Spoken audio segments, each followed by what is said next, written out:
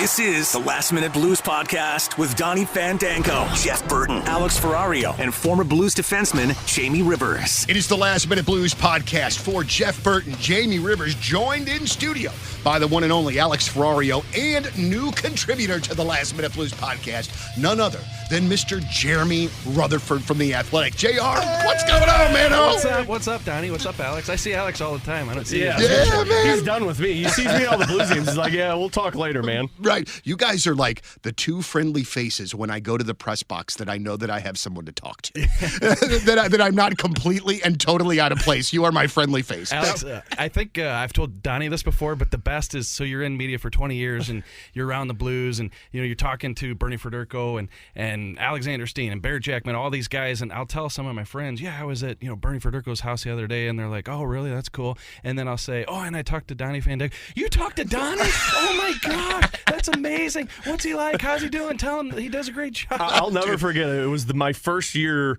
doing pre and post for the Blues, and I was at the game, and Jeff Burton showed up. He was sitting up in the press box, huge fan of the Riz Show for the longest time, getting into radio. I was more nervous to talk to Jeff Burton than I was any of those Blues players in the locker room, and it was amazing when I actually talked to him, and he's like, why were you nervous to talk to me? I said, I don't know, man. I listen to you all the damn time. Dude, the first time that I met Jeff, he was totally rude to me. So there was a summer, and I've talked about this on the podcast before, not a summer, but there was a year where I had friends that were selling one of those pregame programs outside, or doing a pregame Game Times. But it was a competitor to Game Time. Oh, okay. All right. So I was selling it at the corner of wherever, and I would get paid $5 a game, and then get a game ticket. So there was one season that I went to 40 Blues home games. Like, I think I did all but like 2. And so, like, Jeff is coming over from Union Station. Hey, man. Oh, my name's Donny. I do radio at Florissant Valley Community College. I would love to get into radio. And he was like, well, make sure you have a plan B. I was like, well. Did you throw the documents on the ground and be like, son of a... Are you my dad? Like, what was that? But, like, it was, man, I think back on those, on all those things, man, and, I think that all those things kind of help get you here, man. I froze my ass off that winter selling those things, man. It was, dude, I don't think I'd thaw out by the middle of the second period. You're going into an ice rink after being out in cold for 5 hours. Absolutely. I used to do the giveaway. We had a group of people that handed out the freebie before the game, and that's how I got my ticket into the game. So if you stood there for an hour and you handed out whatever it was, not tumblers back then, whatever it was, but then, you'd sit in section like 316 up in the rafters at the old arena, and that's how I got in, and that's how I kind of got to love hockey. Yeah, I just lived off my dad's wallet and went to the games when he got tickets. That's how I got in. And then I was a booth assistant for Curb. So parents with season tickets. It's unbelievable. I tell you, man, I just wish that I was old enough to have a better memory of the times that I went to the arena.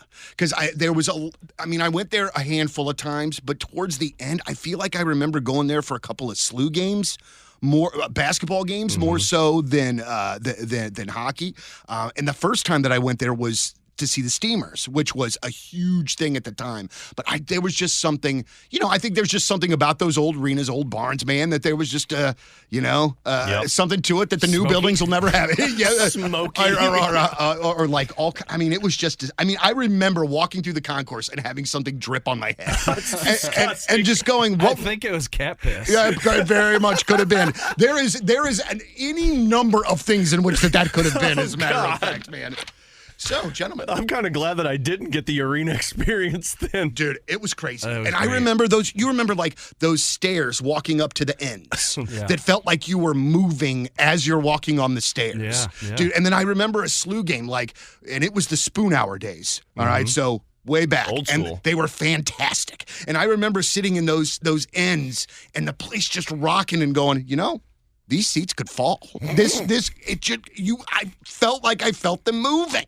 And, now, Alex, where they have, like, the petting zoo is what it's called, Donnie, downtown at Enterprise. I thought you were talking about in the arena. I'm like, there's a damn petting zoo in there?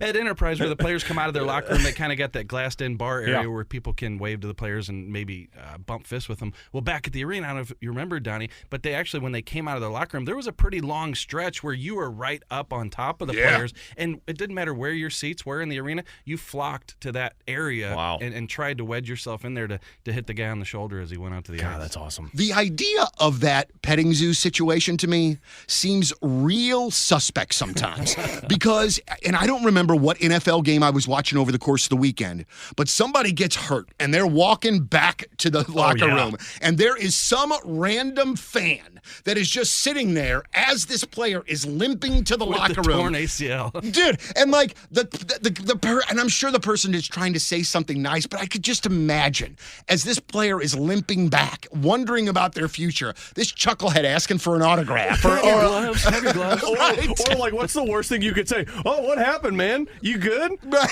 There have been certain situations. So when I was the booth assistant, what it would be was at the end of a period or at the end of the game, you would go down and you would wait until the players walked off the ice. You'd get the headset, turn it on, tell Curbs who it was, give the player the headset. There were multiple occasions when I was down there that you'd be standing there and a player would come off who got injured or got tossed from the game, and they would just chuck their stick, and it would break into 15 pieces.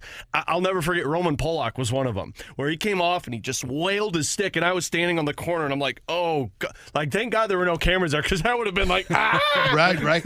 Dude, that's wild, though, man. So, well, it's good to see that we're 6-7 games into the Blues season, and the fan base is already freaking out about legitimately, seemingly everything. Yeah. I'm not exactly, and that's one of the things I wanted to talk about, is that, like, I understand that you get frustrated that your team doesn't win all of the time or whatever, but one, we're really early in the year. We knew that this was going to be a transition type year. Who's to say that this team still can't be good, but they're just kind of trying to get their footing right now? I don't understand why everybody is getting so gosh dang aggro so early in the year.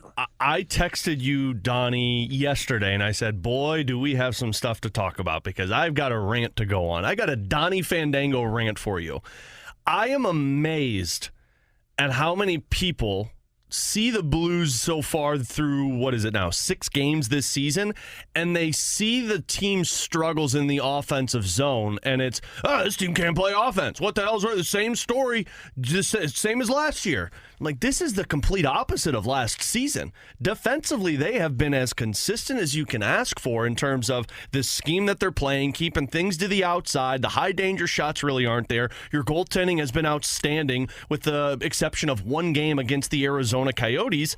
And offensively, it's taken some time. And the part that I think I'm most infuriated with, which 6 games in, I'm infuriated. Look at me go, guys, is the narrative that has become, well, Craig Berube can't coach a skilled team.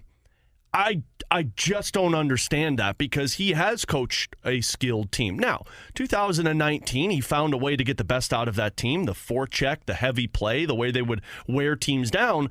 But we're forgetting the year that Vladimir Tarasenko picked up 85 points. We're forgetting the year that Jordan Kyrou nearly put up 40 goals. Like, it's not like he doesn't know how to coach skilled forwards. He has a way that the offense is framed around, and it's winning puck battles. That doesn't mean you have to forecheck the other team and put them all on the injured list. It means you got to go in, you got to retrieve the puck, you have to have guys who support and keep the puck alive. He doesn't want one and dones. That's what Craig Berube wants to see, and I thought we had a perfect example of it against the Calgary Flames last night. That is the calmest rant I've ever heard in my life. That was a very calm rant, but look, I was up until like 12 o'clock with postgame, so I did all my ranting on postgame, guys. What did the decibel get up to on that? Probably like 10. Not very, man. Actually, is this thing on? I get that loud when I'm talking about bands. Like, that's not even anything. He gets that loud when his food's cold at dinner time. He's like, I just don't understand. Well, Donnie, I got to tell you, I'm sitting in the Dallas press box that season opener night, and they're about 4 minutes into the game, and I get my first tweet of the season that says, "This game's not looking good, JR. This is pretty sloppy. I'm not sure about this team." It was 0-0 still. 0-0. Can we get to the 10-minute mark of the first game, please? Please. Let me ask you guys, what do you guys think is a big enough sample size to evaluate? Is it 6 games? Is it 10 games? I mean, keep in mind, listen, they lost 8 games in a row last year, and it buried them. That was early in the season. It can happen. Right. But what's a big enough sample size? I mean, wouldn't you say like, okay, if I want to see some numbers, I would say maybe a quarter of the way through the season. So what would that be, like 20 games? 21 games. Yeah, for me, I mean, I've heard multiple people, Bernie Federko saying it, that typically it takes about 2 weeks to get your scheme in place as if you introduce something new and try and get everything connected, chemistry, if you got the injuries. So, I mean, 2 weeks in, you're at that point. I'm going to give it a little bit more than that. To me, I wanted to see the entire month of October to where I can sit there and say, okay, I understand where the defense is at. I see where the goaltender's at. Goaltender actually is probably more like December or January. But I would feel comfortable looking at a team about a month into the season and saying, you know what, I think I have an idea. Yeah, I think so too. I think through 6 games, you can kind of see things, trends, directions of the team where you think this team is headed. And look, some of them are up and down, right? The offensive zone time, we've talked about that. That was better against Calgary. Flames aren't a great team, but you still have to give the Blues credit, right? The power play seems like it's been getting more into the zone, setting things up, creating. So there are definitely some things that you question, and you don't know if this team is going to be able to play well this year. But I think that it's got to be 10 games. It's got to be 15 games. You got to get to that 20 game mark before you know what you have. And the other thing I want to ask you guys, I'm interested in this, is do you think people are keeping in mind that this is a retool? Because I feel like I feel like this club is being evaluated as a contender. Yes. Agreed, man. Agreed. And I don't and that's where my confusion and irritation starts. Because we have been told multiple times that this is a retool, that we are in essentially year 2, right, of said retool, and that we're hoping that this could be a playoff team. But none of us, 0 of us have said that this is a Stanley Cup contender. I think all of us kind of know better, even guys like me that see the glass half full, even when the glass ain't half full. Yeah. So I just don't understand that. And also, too, another one I don't understand is the fire the coach thing, which I saw a lot yesterday, especially after they scratched Vrana. Oh, my God. And I don't understand that. And one of the things that I've learned from Jamie in doing this podcast is, okay, if you want to get rid of Chief, who are you gonna get that's better? And what has Coach Berube done to show that he doesn't belong here? The answer is somebody better, Donny. You fire him and you get somebody better. Right. Yeah, you don't have to have a name. It's the same as how do the Cardinals make trades? We just give up players. Mike Babcock doesn't have a job, so maybe that's it. And then phones are getting handed over. Nobody wants that right now. Are you trying to make my job tough? Yeah, I was going to say, then JR's JR's got more pieces. But, I got a great text. I think it was after Tuesday's game when they lost to Winnipeg. And the text was from somebody who said, look, I want this team to be great, but I understand that when Doug Armstrong put this in place, there were a couple things that needed to happen. One, he needed to see players kind of take the next step, but he also needed to find out who the actual players were for this new culture. And if anything, this year has started off in the sense of, man, the fact that, they've laid an egg a couple of times, and the offense hasn't come out great. But let's look at the areas that we were screaming from mountaintops that this team was in trouble with. Their defensemen. Colton Parayko looks like a legit guy who should be playing in your top pair. Making $6.5 million is a steal compared to what some guys are getting paid for. Justin Falk looks like another guy who should be in your top 4. We just saw, and frankly we've seen it all season, Thomas and Kyrou have showed the ability to go up against other teams' best players and at least keep them quiet on the score sheet. The only team that their top line had success against was Keller and Schmaltz, who apparently just always have the Blues number. Always. But other than that, that's signs of progress right there. You've got a prospect pool that can be starting to get a little scarier for other teams when you talk about Snuggerud and Dvorsky and a couple of these other kids. So all of this in place was what Doug Armstrong said last year of look, this is probably going to be something like the LA Kings retool, a 3-year process. And the Berube thing is just, it's baffling to me, especially with the Jakub Vrana, because people forget, Berube's done this. Berube did this with Robert Thomas the Stanley Cup season, where Thomas was a rookie. Now, different scenario because Vrana's been around, but Thomas was a rookie, and he said, look, we just want him to see the ice from a different level. They put him in the press box for a couple of games. Next up, they put him back down on the ice. Did it to Kyrou his first full season as well. This is more about them not liking how Vrana's playing and saying, we need you to see what we want from you, rather than, oh, you're bad, I don't like the way you play, so you're going to sit in the press box. But also, too, and not to interrupt you, JR, but, Vrana, this was his MO in Detroit. That's why he's not there. In Washington. Right. So, right? Yeah. So this is not a new thing for the player. Definitely not a new thing with him. And I'm not saying that he should have been scratched last night, and I know you're not saying that, right. but I'm saying that the reaction to it yesterday surprised me a little bit, because here's the thing. Whenever the coach scratches a guy, or, yesterday I put out a clip of a turnover that Vrana made, and they said, well, he's not the only guy. Well, what's he supposed to scratch the entire team? He's focused on a guy that he's trying to make better. Perhaps it's a message to some other guys, perhaps not. Perhaps something happened behind the scenes. Who knows? We don't know that. We don't know if Craig Berube and the coaching staff's been sitting down with Vrana the past couple of games. This is what we need from you. Then they didn't get it, and they said, hey, listen, if we don't get it, we're going to scratch it. We don't know that. And so I think that, there's just so many things. But the reason I ask you guys the question about, do you think this team's being evaluated like a contender, is I think that it gets so ingrained in you, kind of like with the Cardinals too, that when you're good and competitive and in the standings for so long, that's just what you come to expect. Yeah. And I get it. I totally get it. But listen, do you think that Doug Armstrong wanted, he said, you know what, I want to build a cup contender. I'm going to make this trade for Vrana. No, this is a guy who's kind of a stopgap guy to come in and help out. Same with the Kasperi Kapanen pickup. Listen, do you think he said after watching last year, this is the defense that's going to win me a Stanley Cup? No, he went and tried to trade Corey Crew, and he couldn't do it. So there's just things that you can't do. But the bottom line, the point that I want to make is that, look, the Blues see everything. They see that there's 5 guys in the first 5 games that aren't pulling their weight, but they can't scratch them all. So they're trying to push and prod and move guys around and do whatever they have to do. I'm not saying they're making all the right decisions, throughout the course of a year. They'll admit that they might make a mistake here or two in terms of how that goes, but they're just trying to get these guys through what we all know is a retool, and at the same time try to be competitive. Well, and a couple of other things with this too, going back to the Vrana scratch, to what JR mentioned of people saying, well, he's not the only one. I saw so many people say, well, scratch Sammy Blais, he's not doing it, or scratch Kevin Hayes. Yeah. First of all, what Craig Berube did was the equivalent of scratching Sammy Blais. You moved him down to the 4th line when you were giving him 3rd line minutes. Now, you could scratch him, but what's scratching Sammy Blais going to do? Sammy Blais has a particular set of skills, just like Liam Neeson and Taken.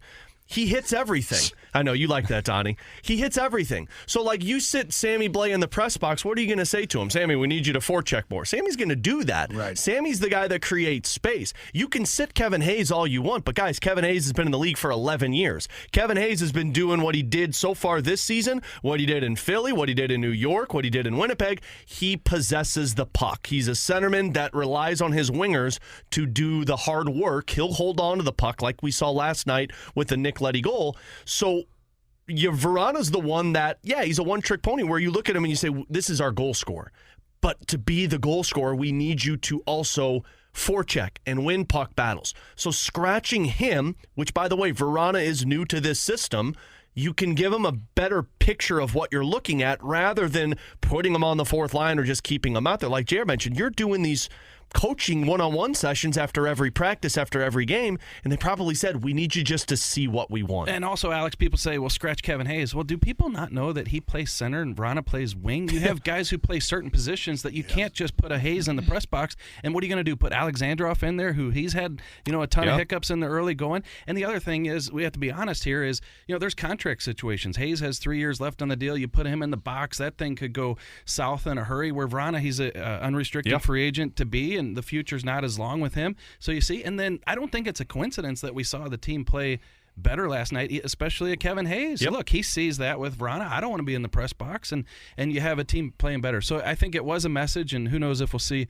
Vrana in the game tonight. But I was going to ask is, how do you guys, just foreshadowing a little bit, how do you think the lineup goes tonight? Do you think that they'll do the extra defenseman again, or do you think Vrana will be back in? Look, I guess it depends on if they feel like Vrana kind of got the message. When Craig Berube has won in the past, he sticks with the same lineup. And especially for a game that you played against Winnipeg where it didn't go your way, and then that was the best game they have played all season against Calgary last night. So if my gut tells me anything, it's going to be we look at it and you say, let's go 11 forwards and 7 defensemen again. It gives Vrana one more night to watch from the press box. Then you've got 4 days off, I would imagine 3 days of practicing, and you go right back at it with Vrana again against the Colorado Avalanche. That's what I would do too. I think it looked great last night, especially back-to-back. I know some of those defensemen were in the early 20s in minutes, but you get the extra defenseman out there. I think it's one more game for Vrana. Whatever message they were trying to send him, I think you give him 2 games and then see how they play tonight and see where it goes. So did Bennington not get the start last night in part because they were playing Calgary and Kadri, and Berube was afraid that he was going to take the hatchet to him? So it's really funny you say that, though, because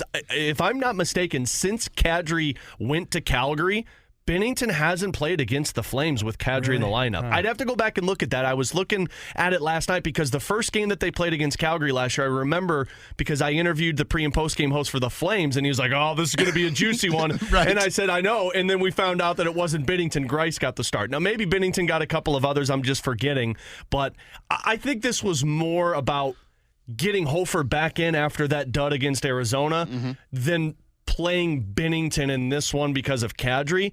I also think you want to keep Bennington fresh. And you don't play him here, you'll play him tonight against Vancouver. Then it's 4 days off before Colorado rather than sitting for, 6 days off from the Winnipeg game. So that's at least what I would view it as, keep both guys fresh in action. And plus, like you said, it's Calgary last night, so I think that factored into it also. Absolutely. All right, so I want to ask about an NHL thing here real quick, and this is something that I genuinely have questions about, and I know that you guys will have the answers. So the gentleman for the Senators yesterday gets suspended for 41 games for gambling-related offenses. Yep. Now, from what I understand, gentlemen, he was not betting on the NHL. Correct. Not betting on the Ottawa Senators. Yes.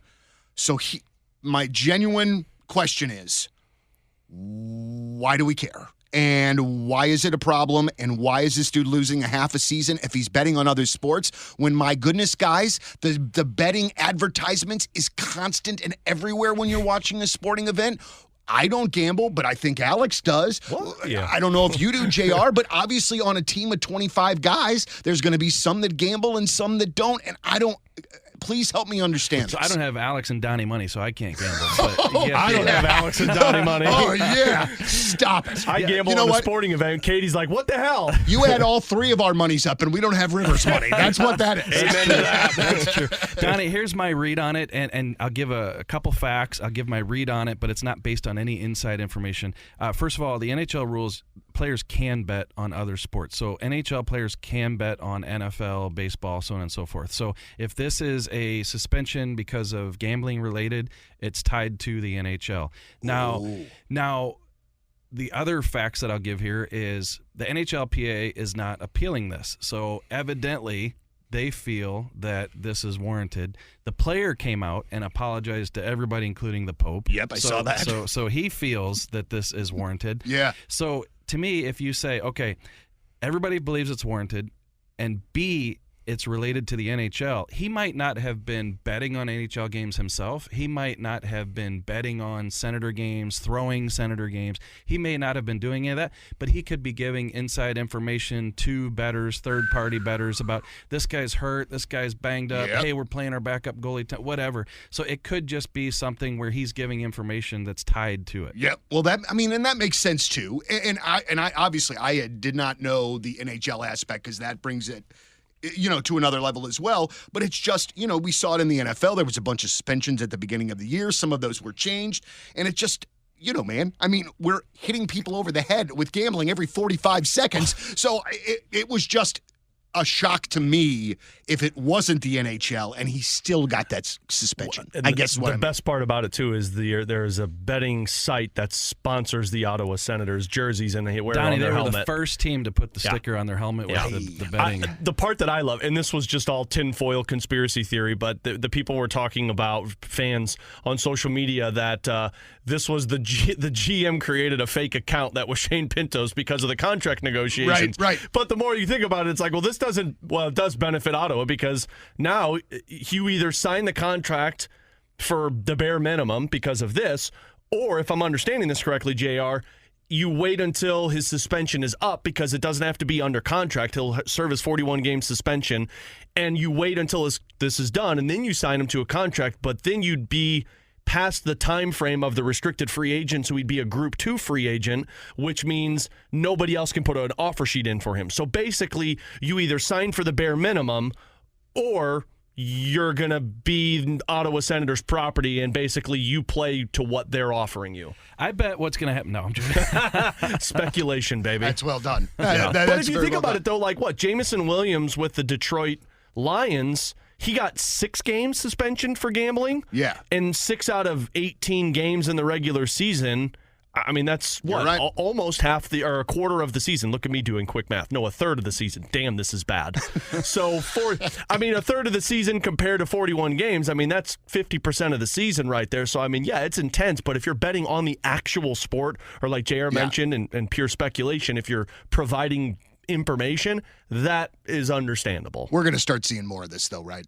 I mean, this is this is the beginning of this, probably. Especially too, because not only is it because the gambling, you can see it around the league now with all the sponsorship, but Alex, you can attest to this. You know, I'm a little bit older here, but it just seems like the younger generation is way into it with the phones and in-game betting, so on and so forth. Like, I can go to a gathering, watch the Super Bowl or whatever, and some of the guys my age, 48 years old, maybe you're betting, but oh my gosh, you look on the couch, the 23-year-olds, the 25-year-olds, which is what these sports leagues are now, when we're talking about the players' ages, they're all over it. Yeah. I mean, they're betting the third quarter who's going to... Oh, God, Right. they're betting who's going to make the next pass. Just a quick message to Benjamin Fandango, my oldest son, who is 23 years old. You do not have the money to do what we're talking about right now. So wait.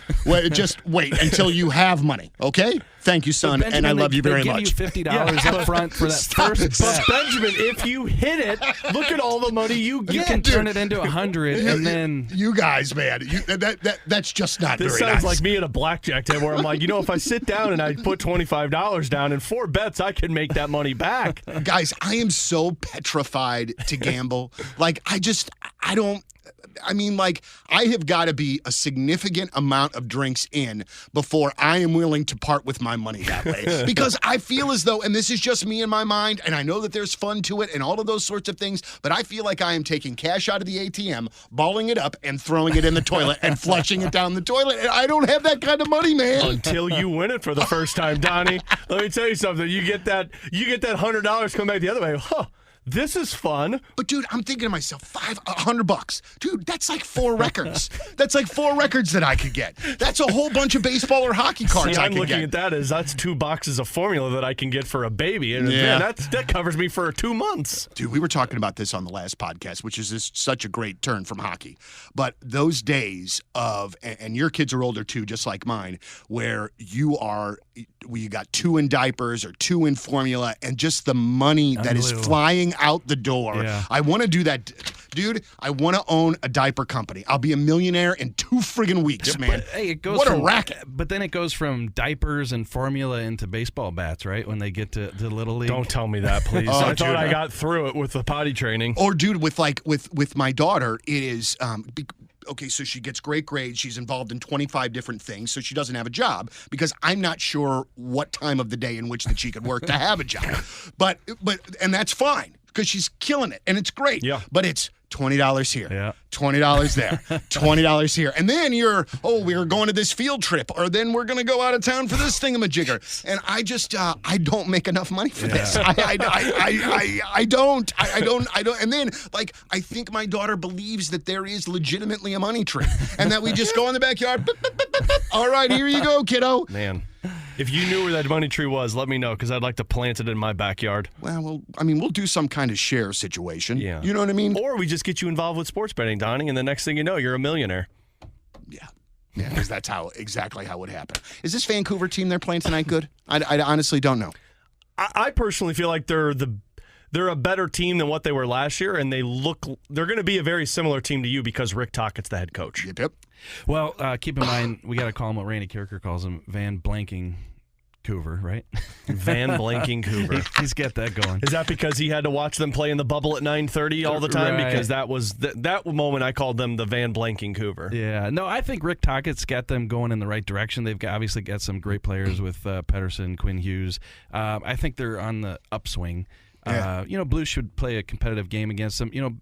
As a reporter, Alex, I don't know if you've been to Vancouver, but, the end of this Western Canadian trip, you played Winnipeg, and typically you play Edmonton when you're up there too, not on this trip. But, it's last game of the trip, back-to-back in Vancouver. I think that they can be hard games. Over the years, they have been hard games regardless of what kind of team the Canucks have. Well, and the part with this, too, is, and I said this on postgame last night, like Calgary, although Calgary's got fast players, but Calgary and Pittsburgh, the teams that you kind of showed your best at, Pittsburgh is a very slow team. Calgary's a slower team, but they've got fast players.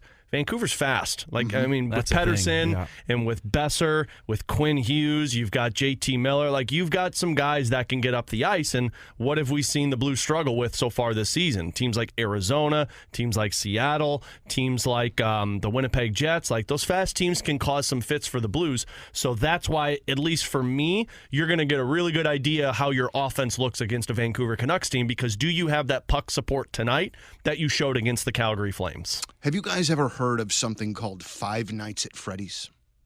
That's the horror film that just came out, correct? So, yes. So, a bunch of years ago, this started as some kind of YouTube, internet, something or the other, all right, about jump scares or something, okay? Always is great. I don't know. So, anyway, today is my youngest son, Dexter's 14th birthday. Oh, wow. All right. Happy birthday, Dexter. He has been looking forward to this movie coming out for, literally years at this point. Not only is it out, but it's out on his birthday. Oh, goodness. Yeah. So tonight, we are going to the Creve Coeur B&B or Creve Coeur, whatever the nice movie theater is. 9 o'clock is movie time. So I will see virtually none of the Canucks and Blues tonight. And also, I have literally almost no idea what I'm getting into with this movie, except that it's supposed to be creepy and a little bit scary, and I hate those kinds of movies. I'm glad you explained it, though. Five Nights at Freddy's, I thought that was me going to dinner Monday through Friday right up there on Lindbergh. I love that place, man. Give me that chili cheese dog all day. So you guys are going to have to report back on the Blues and Canucks. Dexter to the casino after? Yeah, I was going to say, you're going to show Dexter FanDuel on the phone afterwards? Dude, he would love the casino life. That would be so up his alley. I could picture Dexter just sitting at those slot machines, just be like, Dad, another 5. Dude, Dad! Dude, you know what's crazy, though? What's crazy, and this is that it doesn't have anything to do with anything, really, but we were taking a quick road trip to Jeff City a few weekends ago. We had to go to a wedding there, and we stopped at this gas station somewhere in between here and there. And there were a multitude of gaming machines with people gaming and their kids in the empty seats next to them. What? Smoking cigarettes, too? No, that they weren't, but I'm just there's one kid propped up at this machine looking at the iPad while the parent is over there doing the thing, and I was just this is not great. I feel like I need to call Child Protective Services in that situation. This is not cool. And also, too, if you're going to make the kids sit there and watch you do that, there is a slushy machine less than 10 feet away. Get the kid a goddamn slushy. No, get him a hot coffee and let him get at it. Here, kid, try coffee. The weird things you see at mid-Missouri gas stations, man. Alex, that's how you do a rant.